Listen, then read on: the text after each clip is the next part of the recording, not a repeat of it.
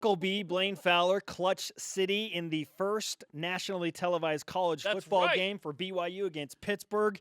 Dual threat analyst. Blaine, welcome back to Studio B. Thanks. That wasn't the most clutch of all time, though.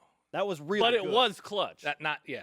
The moment was big. The moment was. I remember it was big. It started the season off on the right foot. I remember when I went in the game and I didn't think anything of it. And then there was a penalty and I was waiting for the play to come in from Mike Holmgren. And I stepped out of the huddle and I thought, ooh, this is huge.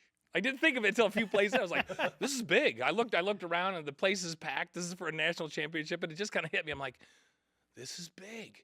And my dad always told me, you got to enjoy the moment. I thought, I got to enjoy this. And that just, as soon as I thought my dad telling me that, I just calmed right down. And then even though it was big, I was calm because I thought, that's what I've been playing my whole life for. This is cool. And then in the Holiday Bowl, meanwhile, Jim Harbaugh's injured, standing on the sideline across the way. You are in that game as Robbie Bosco's hurt. That was clutch as well, kind of holding off Michigan. You bookended it. Pittsburgh come in, throw that pass early to Glenn Kozlowski, and then you come in the Holiday Bowl and the national championship. That's a clutch performance. You guys are nice to me. Thanks for making me reminisce about some fun times. Well, it's good to see you, Blaine. Thanks for coming on the show, man. It's great. Absolutely. Now, when are you going to pay for us to play golf again? So we'll do that. Yeah, I took Spencer to a tournament. Oh, you took Spencer to a tournament. Well, that's gone. Oh, this is great. Jerem's next. Oh, now this comes out on the air. This is great. Hey, based off the clutch performance of the BYU baseball team in the West Coast Conference tournament, we kind of crafted our Twitter question around that. Which BYU individual produced the most clutch performance in the 2016-17 seasons? Any sport, any athlete. So first of all, kudos. I think that's a great choice. Your choice, Mika, because of the game and the moment. And because I think that's the best team BYU has beaten, period, since BYU beat Miami. And this one was on the road. In any sport. So, because I don't just look at how good they were. Like, 84, we beat Pittsburgh, number 2 in the country when we beat them. But they weren't that good. They ended up losing, and they weren't that good. That Miami team ends up number 2 in the nation. So that was legit. And Ty Detmer's performance off the charts, right? This win against Gonzaga when they're number 1. They were one of the top 2 teams in the country, period. All season long and at the end of the year. So to me, as a team, those are neck and neck as the 2 best wins in the history of BYU. All sports, because they're the 2 best they've played. So I got to give you kudos for Mika. So I wanted to pick something different because I was thinking along those lines, but nobody's saying anything about Shea Martinez. So Shea Martinez, 800 meters in Ames, Iowa, indoors. Not only the best time in BYU history, she beat her PR by 3 seconds, and it is the 5th fastest indoor 800 meters in the history of the NCAA. Come on, guys. Amazing. It was huge. She blew away 3 seconds in the 800 meters. That's crazy. So when she did that, when I read that, I thought, man, I got to watch that. So I watched the video on it over and over again, and she wasn't in a great position in that race. She was boxed in. She had to do all kinds of things technically that were difficult, and it blew me away. So I know we don't talk about track that often, real individual sport, but that performance by Shea Martinez was off the charts, and I think one of the best performances in this last calendar sports year, 16-17. Wow. We have a 20-man research staff. They're all fired. They're all fired. So, see ya. Hey, 2:01:42. I can't run to my refrigerator in 2:01:42. During a commercial break, you can't. Because I can't do it without blowing out an Achilles. Yeah. So let's just put that. It was a phenomenal performance. And not just one of the greatest this year, one of the greatest in the history of BYU sports. It was phenomenal. Yeah, a BYU record. How many great athletes have run track and field in Provo? I mean, so for her to do that, and we're talking about Olympic times here, right? Oh, yeah, yeah. And Shea has still got potential in front of her. We're going to see her in an Olympic Games. I really believe that, and it's really, really cool. And then it's a great sports family. I mean, people are going to be recruiting their kids in the womb with her and Kyle Collinsworth. Yeah, exactly.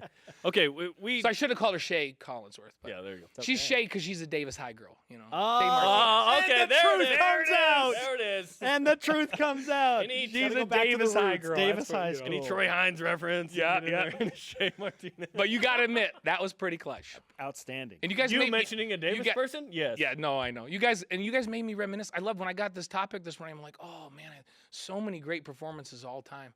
The greatest I've ever seen, Jimmer Fredette against New Mexico in the tournament. 52 points. Without Brandon Davies. With one free throw. One free throw attempt, 52 points.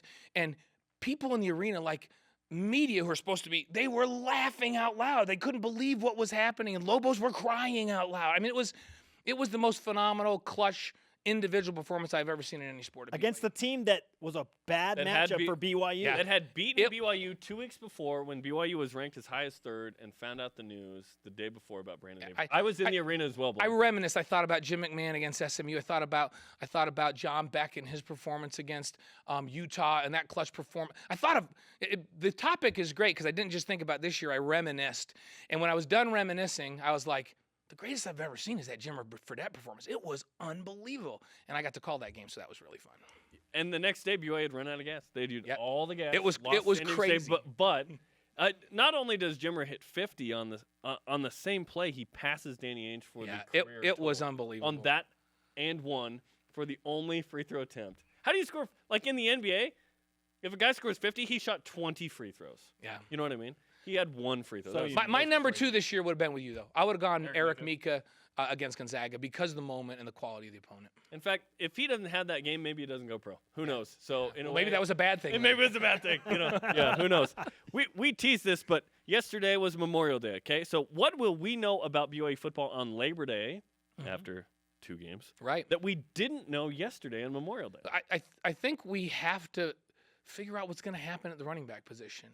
To me, that's the position I think the offensive line is going to be a step better and better. I think at quarterback it's going to be different, but it's going to be productive. I feel good about that receiving core. Defensively, there's not a spot that I think we're going to be solid all around. And I just keep coming back to, what are they going to do at running back? They've got quality players there. Is it really going to be running back by committee, or is somebody going to emerge and be the guy? Or if it is going to be by committee, who's going to be good at what? Is KJ Hall going to be the designated come out of the backfield guy and catch a ton of balls? And who's going to be what in that offense at running back? I think by game 2, we're going to go, oh, this is the way it's going to be. And it's going to have to develop if they're going to have the kind of success they want to have next year. It's a really, really important thing. I don't think we're going to have a guy that we're going to go, wow, that guy's just as good as Jamal Williams, because he's a once in every 15 years kind of a guy. Yeah. But that, to me, is the big question mark that we're going to have answered by Labor Day. Well, yeah, Jamal Williams is the first true running back to be drafted in the top 4 rounds since Pete Van Valkenburg did it in 1973. So. Yeah, not a guy that's playing fullback. And if it's by committee, the predictability level goes really high because it's like, oh, okay. If KJ Hall ends up being the third down receiving back, it's like, oh, here comes KJ Hall. They're probably going to throw the ball. So they're going to all have to be able to do a little bit of something. If Fanua comes in and every time it's 3rd and 1, well, they're just going to give the ball to him, What about Ula Tolutau? Yeah, and that's what are we going to do? I mean, is he a guy that on 3rd down can just move chains? That's just going to knock people back. Yeah, so there's so many questions I have at running back. Riley Burt sat out last year, and he showed flashes of explosiveness the year before. Is he going to emerge and be a big-time guy? I just don't know the answers at running back, and I do feel like 2 games into it and after fall camp, we're going to have a grasp of what it's going to look like for the rest of the season. And Squally, Canada, you would hope could be that guy who he's in and you don't know if it's pass or run, and he can block and that kind of thing. Then there's the receivers. BYU didn't have a 100-yard receiving game from anybody, and they returned Jonah Treneman at receiver and some capable tight ends. Moroni, Lulu, I think they're going to be better at tight end because they're going to be deeper and they have some more experience there. And at wide receiver, here's the thing. I always think of wide receiver by committee because the way receivers run in with plays and different formations and different groupings, position groups, you're used to seeing 6, 7, 8 receivers play. So it doesn't bother me that I don't know who the go-to receiver is going to be as much as it bothers me that I don't know who the go-to running back is going to be or running backs are going to be. The more importance placed on the running back than the group of receivers. Right, to me. Okay. So. I don't even want to ask this next question. Then don't. Okay, maybe I won't. Fine, I'll do it.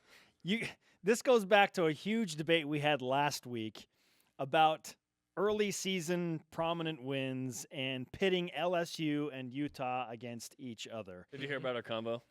The guaranteed win? I listened to you guys was it last week you were talking about that? Yeah, I remember that conversation. So if you could guarantee one win against either LSU or Utah, who would you pick and why? I will take Utah. And just because it hurts more if you lose because it's home. and you can't lose a home game. If BYU goes, and I know it's a neutral site game, but it's really a home game for LSU. If they go on the road and they lose and they're competitive down there, they can still be ranked even early in the season with that loss. If they come home and they lose a home game against Utah, it's just going to sting big time. And so to me, if I'm going to pick between those two, I think it is less damaging to lose to LSU. So not because it's better, because it's less bad. Does that mean? Yeah. It's less damaging to lose to LSU in a close game on the road than to lose to Utah at home. Well, it's like when people say, it's not bad. I say, well, you didn't tell me what it was. You just tell me what it wasn't. Yeah, it wasn't bad. And at this point, maybe an LSU win would be fantastic for this program. But I think the program needs to beat Utah more than they need to beat LSU. I think so, too. And in Utah, you think about it. How many linemen did they just get drafted? 6. They're replacing their entire offensive line and an NFL running back. And they have an NFL running back on the roster, right, too. they do. But what I'm saying is this is a year when BYU gets them at home that BYU should be more settled, second year in, at their place when they're rebuilding an offensive line. They were really good on the offensive line last year, and BYU was within getting that 2-point conversion and being able to win that game. So BYU matched up pretty well with them last year, and they were unbelievably talented up front. They're still going to have talent. They always reload there, but they're not going to have the experience they had up front. This is a year that BYU should beat Utah based on those matchups. And so, to me, a loss to them would be more damaging than a loss to LSU. Let's stay in the first 5 games of the season. What does BYU have to do in the first 5 to be in a position to be ranked at the end of the season? Because BYU hasn't finished ranked in the AP Top 25 since 2009. Right. So to me, they could be ranked after 5 games at 4-1. And that is if they go lose at LSU, but it's a competitive ball game and they lose in the end, and the people go, wow, BYU traveling far from home, neutral site but far from home, they look pretty good. They matched up in terms of speed and strength. They look good in this game, but they lost to LSU. And LSU's pretty good. And they're 4-1 after those first 5 games with wins over Wisconsin and Utah. They could be ranked then. So when have we ever said BYU could be 4-1 and ranked? I think this season they could be 4-1 and ranked right then, depending on how they look in that loss. And then then they still have to go to Boise State, and they still have to go to Mississippi State. Boise State's here. Yeah, that's right. They have Boise State and then Mississippi State right after that. So we're talking about a very important early start. But I think 4-1 in those first 5 doesn't only get them ranked at the end of the season, gives them momentum. They may be ranked right then. There's a chance they'd be in that bottom end of that top 25 at that point with 1 loss. Yeah, the Cougars trying to finish ranked in the top 25 for the first time in 8 seasons. Great stuff, Blaine, even though you disagreed with everything that I said. It's nice to have you, man. Golf.